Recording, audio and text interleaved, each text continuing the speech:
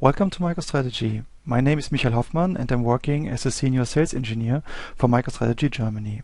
With the following video, I want to show you live the new geo-mapping capabilities of MicroStrategy 10 in Visual Insight dashboards. In MicroStrategy 10, geo-analysis based on Esri maps comes for free with the platform and offers a lot of great capabilities. This map is based on geopoints with latitude and longitude values. The background of the map can be changed with different styles, and a Geo online search for points of interest is included as well.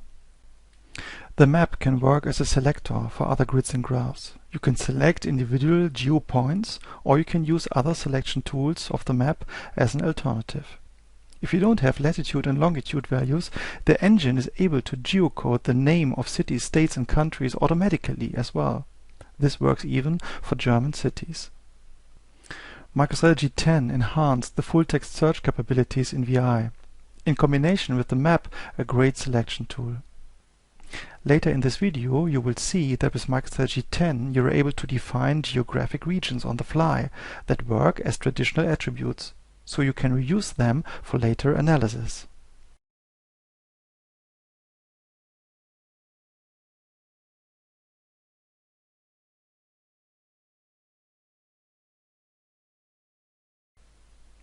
The map has an option for auto zoom. This is very convenient if you work with dynamic selectors against the map.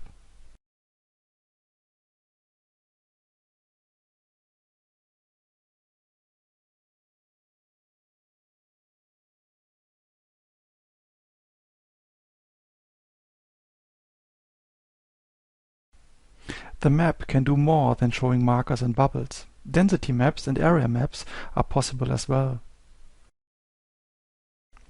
If you draw a region for a selection on a density map, this region is highlighted.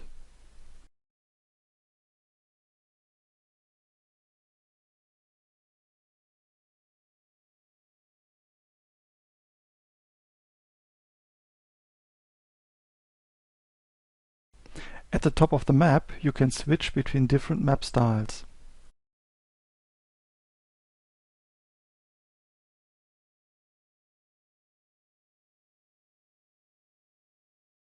And now it's time for area maps. This is a very powerful feature in MicroStrategy 10.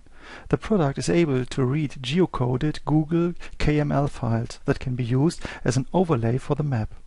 Every polygon in the geo file is related to an attribute value, so that the areas can work as selectors for other grids and graphs.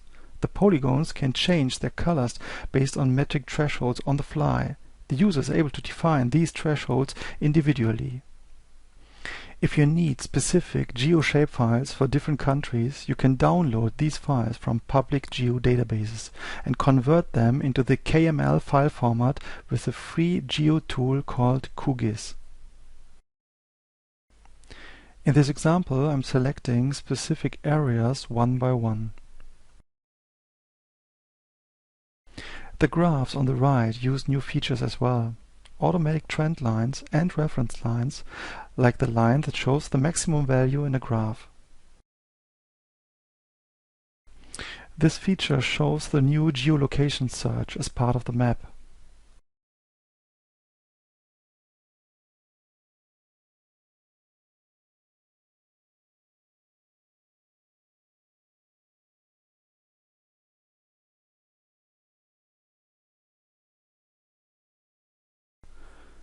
This selector type is new as well. The drop-down checkboxes have an option for an exclusive single selection.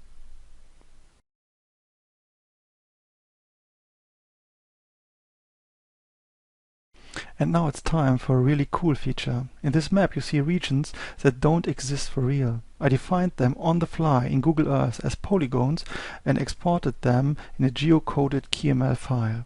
It took me just 10 minutes to make the new overlay work within MicroStrategy 10. This means that you're able to define your own maps with your own regions just as you like, and you can use them with the full interactivity in Visual Insight. In addition to this, I want to mention that MicroStrategy 10 has a completely redesigned in-memory engine that allows to import and join data from any data source on the fly. This is very helpful if you want to build the data for your geo-analysis scenario.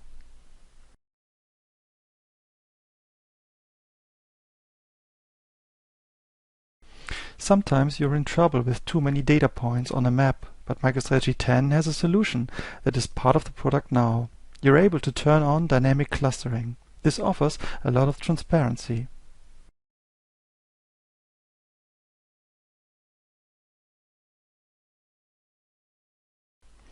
If you zoom the map, the cluster change in order to offer the best view for your analysis.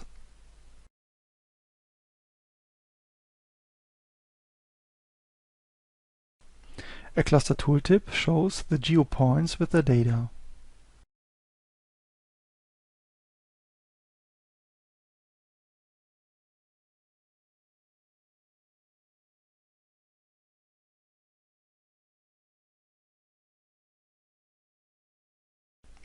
At the end of this presentation, I want to show you a really cool use case with maps. I want to define my own and reusable dynamic geogroups based on a geographic selection done manually. For this use case, we create a copy of our area map first.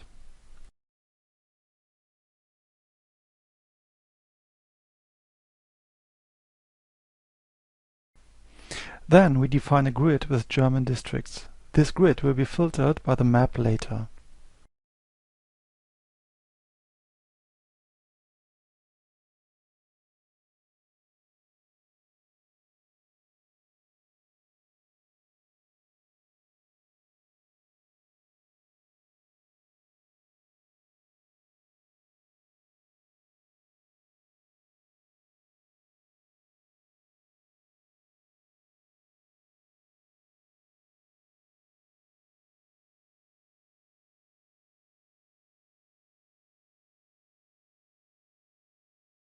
And now we define our new geographic region that we want to reuse later.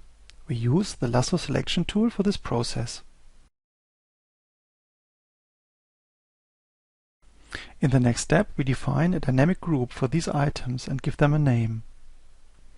After this definition, MicroStrategy 10 offers a new attribute for this dynamic group and the items that are not part of this group. We can define more groups if we like, and we can use this dynamic group just like any other attribute. For this reason, we can reuse this attribute, for example, as a selector to filter the whole dashboard sheet.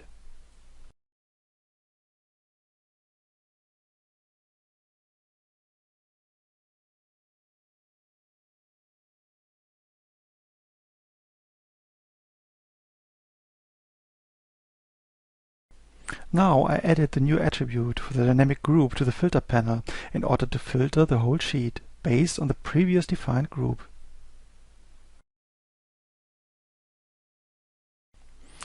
This offers really a great flexibility if you need to work in a very agile way.